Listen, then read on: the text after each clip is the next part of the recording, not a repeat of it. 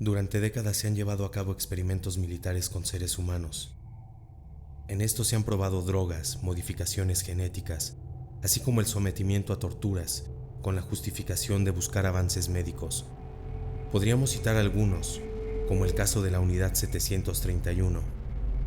Esta era una base secreta japonesa que se hacía pasar por un departamento de purificación de agua, en la que en realidad se experimentaba con personas para desarrollar armas biológicas para la Segunda Guerra Mundial. Se tiene registro de al menos 3.000 víctimas de nacionalidades diversas. Todos eran prisioneros políticos. Estos eran infectados con cólera, antrax, tifus, entre otras, para luego ser estudiados, llevando un registro de las reacciones de sus cuerpos. Para esto, se les abría mientras aún estaban vivos, sin anestesiarlos, para extraer algunos de sus órganos. Al término de la guerra, Estados Unidos pasó a tener el control de dichos archivos, y no fue, sino décadas después, que se dieran a conocer las atrocidades antes mencionadas. También durante la Segunda Guerra Mundial, algunos médicos alemanes realizaron experimentos dolorosos, y a menudo mortales, en miles de prisioneros de los campos de concentración sin su consentimiento. Al tomar en cuenta las condiciones inhumanas, la falta de consentimiento y las cuestionables normas de investigación, la abrumadora mayoría de los científicos modernos rechaza el uso de los resultados de dichos experimentos efectuados en estos campos. Pero la Segunda Guerra Mundial no fue la única época en la que la ciencia ha realizado experimentos. En 1960, el psiquiatra y oficial del Cuerpo Médico de los Estados Unidos, James Ketchum, llevó a cabo experimentos con LSD en soldados voluntarios. Su investigación se dirigía a su uso potencial como agente químico en la guerra, con el objeto de invalidar la función mental de los adversarios. Las experiencias descritas por Ketchum tenían resultados variados. En algunas ocasiones, los soldados establecían diálogos con objetos inexistentes, reían o lloraban de modo incontrolable e inconsistente. Pero otras veces, sufrían lo que en la jerga de los adictos es descrito como un mal viaje. A veces creían ser perseguidos por hordas de ratas, comportándose de forma muy violenta contra objetos o personas, a tal punto que para llevar a cabo tales experimentos se construyeron habitaciones acolchadas. Los soldados voluntarios, la mayoría desconocedores de los efectos secundarios, no fueron informados de los riesgos, en parte porque se desconocían en su mayoría y por otro lado porque se consideraba que no comprenderían o malinterpretarían las explicaciones, pero tampoco fueron monitorizados posteriormente a fin de valorar las posibles secuelas. Como podemos ver, hay un bien mayor que justifica las acciones de los gobiernos y sus fuerzas militares. Como los ejemplos antes citados, podemos encontrar decenas, y claro, puede haber muchos más de los que no se haya filtrado información. Este es un tipo de horror que bien podría ser llamado institucional. Nuevamente nos damos cuenta de lo que significamos para las élites. Ahora bien, piensen por un momento en cuántas de las personas que desaparecen anualmente en todo el mundo, sin dejar rastro, podrían haber sido víctimas de estos psicópatas. Piensen también que en un futuro podrían ser ustedes o una persona cercana los que se esfumaran de la faz de la tierra. Así que amigos, abandonen toda esperanza, porque están a punto de cruzar la frontera de la pesadilla.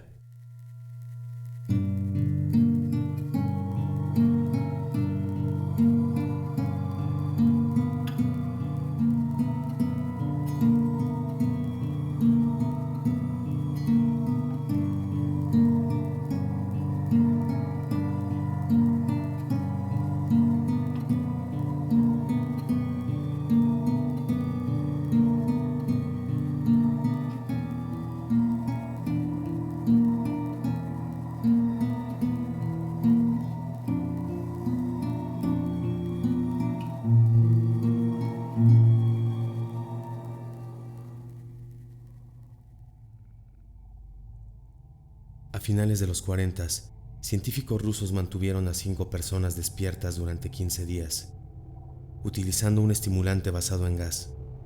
Los mantuvieron encerrados en un ambiente sellado para monitorear cuidadosamente el consumo de oxígeno, de manera que el gas no los matase, debido a las altas concentraciones que serían utilizadas. Esto fue antes de que existiera el circuito cerrado, por lo que tuvieron que usar micrófonos y ventanas con un grosor de 5 pulgadas para observar a los sujetos. El cuarto estaba lleno de libros. Tenían cobijas para aguantar el frío, agua corriente, baño y la suficiente cantidad de comida para que los 5 sobrevivieran durante un mes. Los sujetos de prueba eran prisioneros políticos y de guerra, declarados enemigos del Estado durante la Segunda Guerra Mundial. Todo estuvo bien en los primeros 5 días. Los sujetos rara vez se quejaban, puesto que con engaños se les había prometido su libertad si aceptaban tomar parte en la prueba. Sus conversaciones y actividades fueron monitoreadas y los científicos notaron que conforme pasaba el tiempo, ellos comenzaban a hablar sobre incidentes traumáticos de su pasado. Pasados los primeros días, comenzaron a quejarse de las circunstancias y eventos que los llevaron a donde estaban. Empezaron a demostrar una paranoia severa, dejaron de hablar entre ellos y comenzaron a murmurar de manera alterna en los micrófonos. Extrañamente, todos parecían creer que podían ganar la confianza de sus captores si traicionaban a sus camaradas. En un principio, se creyó que esto era efecto del gas.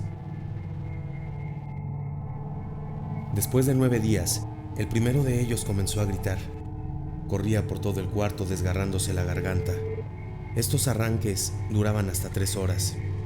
Tras esto, solo podía proferir un grito ocasional. Los científicos postularon que sus cuerdas vocales estaban destrozadas. La parte más sorprendente de este comportamiento fue cómo sus compañeros reaccionaron, o mejor dicho, cómo no reaccionaron. Estos continuaban murmurando en los micrófonos, hasta que el segundo de los prisioneros comenzó a gritar. 2 de los prisioneros que no gritaban tomaron los libros y llenaron página tras página de sus propias heces, y tranquilamente las colocaron sobre las ventanas del cuarto. De pronto, los gritos cesaron, así como los murmullos en los micrófonos. 3 días después de estos acontecimientos, los investigadores se dispusieron a revisar los micrófonos con mayor frecuencia para asegurarse de que trabajaban, porque creían que era imposible que aquellas 5 personas no hiciesen ningún ruido. El consumo de oxígeno indicaba que los 5 seguían vivos. De hecho, el consumo de oxígeno era el necesario para 5 personas que hacía ejercicio de forma extenuante. En la mañana del 14º día, los investigadores hicieron algo que no debían hacer para llamar la atención de los prisioneros. Utilizaron el intercomunicador que había dentro del cuarto, esperando provocar la respuesta de los prisioneros, ya que en este punto temían que estuviesen muertos o en estado vegetal. Los científicos anunciaron: abriremos el cuarto para probar los micrófonos. Aléjense de las puertas y acuéstense colocando las manos bajo su espalda o se les disparará. Se le otorgará la libertad a uno de ustedes si obedecen. Para su sorpresa, escucharon solo una frase con voz calmada: no queremos ser liberados. Hubo un gran debate entre los investigadores y fuerzas militares que financiaban el proyecto, sin poder provocar más respuestas utilizando el intercomunicador. Finalmente se decidió abrir el cuarto a la medianoche del 15º día. Se limpió el cuarto de gas y se llenó de aire fresco. Inmediatamente las voces a través de los micrófonos empezaron a objetar. 3 voces diferentes rogaban por la vida de sus seres queridos, que encendieran el gas nuevamente. Se abrió el cuarto para sacar a los prisioneros. Estos gritaron más fuerte que nunca, al igual que los soldados, cuando vieron lo que había dentro. 4 de los sujetos seguían vivos. Las raciones de los 5 días anteriores no habían sido tocadas. Había pedazos de carne de las costillas y pantorrillas del sujeto muerto colocados dentro del drenaje del centro del cuarto, bloqueándolo, permitiendo que 4 pulgadas de agua se acumulasen en el piso. Los 4 supervivientes también tenían pedazos de piel y carne arrancada de sus cuerpos. La destrucción de tejidos y la exposición de huesos en la punta de sus dedos indicaba que las heridas fueron infligidas por las manos, y no con los dientes como era de suponerse. Al examinarlos, se descubrió que la mayoría de las heridas fueron autoinfligidas. La piel y los órganos de detrás de las costillas fueron removidos, mientras que el corazón, los pulmones y el diafragma seguían en su lugar. El tracto digestivo de los 4 sujetos podía verse trabajar, digiriendo comida. Rápidamente se hizo aparente que estaban digiriendo su propia carne y que ellos la arrancaron y se la comieron en el transcurso de los días. La mayoría de los soldados que se encontraban en las instalaciones eran de las fuerzas especiales rusas, pero aún así se negaron a regresar al cuarto para sacar a los prisioneros. Estos, sin embargo, insistían profiriendo gritos desgarradores que los dejaran dentro, y de manera alterna rogaron y demandaron que se encendiera el gas nuevamente, para evitar quedarse dormidos. Para sorpresa de todos, los sujetos pusieron una resistencia feroz durante la extracción. Un soldado ruso falleció cuando uno de los sujetos le mordió el cuello. Otro fue gravemente herido cuando otro de los prisioneros le mordió la arteria femoral y los testículos. Otros 5 soldados perdieron la vida, si así se le puede llamar a aquellos que se quitaron la vida en las semanas consecuentes al incidente. Durante la lucha, uno de los prisioneros dañó su vaso, sangrando de manera casi inmediata. Se intentó sedar al sujeto, pero fue imposible. Se le inyectó una dosis de morfina 10 veces mayor a la que podía resistir un ser humano. Aún así, luchó como un animal acorralado, rompiéndole las costillas y un brazo a un doctor. Podían ver latir su corazón al máximo mientras se desangraba. Durante 2 minutos continuó gritando y atacando a quien se le acercara, repitiendo la palabra más, una y otra vez, cada vez más débil, hasta que al fin todo quedó en silencio. Los otros 3 sobrevivientes fueron inmovilizados fuertemente y llevados hacia otra instalación médica.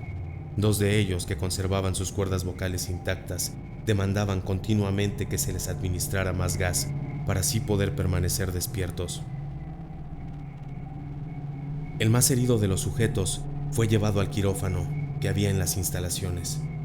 En el proceso de su preparación para colocar nuevamente sus órganos en su lugar, se notó que el sujeto era totalmente inmune a los sedantes. El sujeto peleó furiosamente cuando el gas anestésico se le estaba colocando. Se necesitó un poco más de anestesia de la normal para sedarlo, pero al momento que sus ojos se cerraron, su corazón se detuvo. En la autopsia, se encontró que en su sangre había una cantidad de oxígeno mayor a la normal en una persona. También tenía rotos 9 huesos. Estos se habían dañado en la lucha por no ser controlado. El segundo sobreviviente, que fuera el primero que gritó en aquella sala debido al daño en sus cuerdas vocales, no pudo objetar la cirugía y solo reaccionaba agitando violentamente la cabeza en desacuerdo de que se le administrara el gas anestésico. El sujeto asintió violentamente con la cabeza cuando alguien le sugirió hacer la cirugía sin anestesia y no reaccionó durante la misma. La operación duró 6 horas, en la cual se intentó reemplazar sus órganos abdominales y cubrirlo con lo que quedaba de su piel. El cirujano afirmó que era médicamente imposible que el sujeto siguiera con vida. Una enfermera aterrada que ayudó en la cirugía comentó que la boca del paciente formaba una sonrisa cada vez que sus ojos se encontraban. Cuando la cirugía terminó, el sujeto miró al cirujano y empezó a hacer sonidos fuertes, como tratando de comunicarle algo.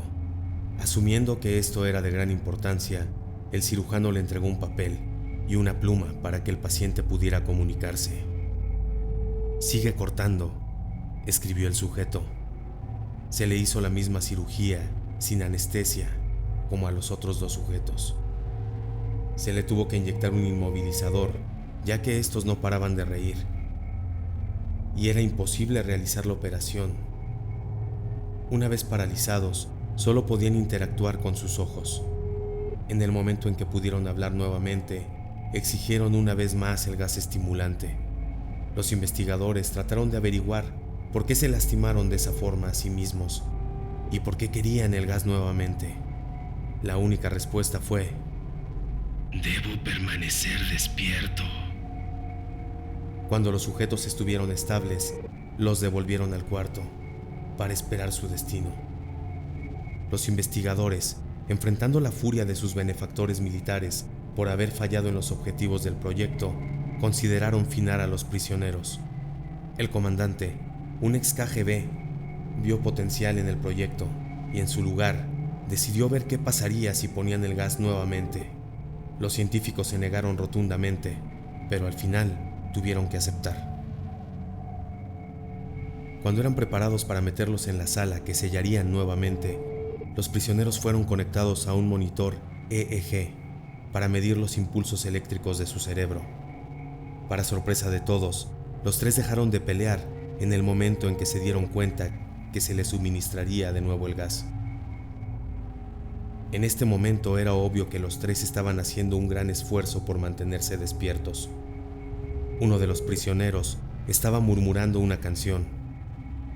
El sujeto mudo peleaba con sus ataduras de piel, como si tratara de enfocarse en algo.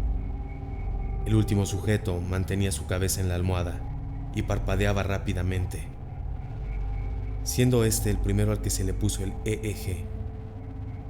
La mayoría de los investigadores monitoreaban sus ondas cerebrales con sorpresa, ya que eran normales la mayor parte del tiempo, aunque algunas veces aparecía una línea recta de manera inexplicable.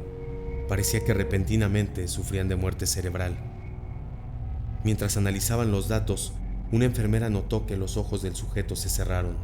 Sus ondas cerebrales cambiaron inmediatamente por las del sueño profundo. Luego se pusieron rectas y de manera simultánea su corazón se detuvo. Uno de los dos sujetos que quedaban y que podía hablar comenzó a gritar para que lo encerraran en ese momento. Su onda cerebral mostraba las líneas rectas del sujeto que acababa de morir por quedarse dormido. El comandante dio la orden de sellar el cuarto con los dos prisioneros dentro, junto con 3 de los científicos. Uno de los 3 inmediatamente tomó un arma y abrió fuego contra el comandante, matándolo de un tiro entre los ojos. Después apuntó al prisionero mudo y le voló el cerebro. Apuntó al prisionero que quedaba vivo, mientras que los demás investigadores escapaban del cuarto. ¡No me encerrarán con estas cosas! ¡No contigo! Le gritaba al prisionero, que estaba atado al camastro. ¿Quién eres? Necesito saber. Dijo demandante el científico. El prisionero sonrió. ¿Tan fácilmente te has olvidado de mí? Preguntó el prisionero. Somos ustedes. Somos la locura que está encerrada en todos ustedes, rogando por libertad en cada momento de su vida, desde lo más profundo de tu mente animal. Somos aquello de lo que te escondes en tu cama todas las noches. Somos lo que duermes, lo que silencias, lo que paralizas cuando te vas a tu cielo nocturno, donde no te podemos alcanzar.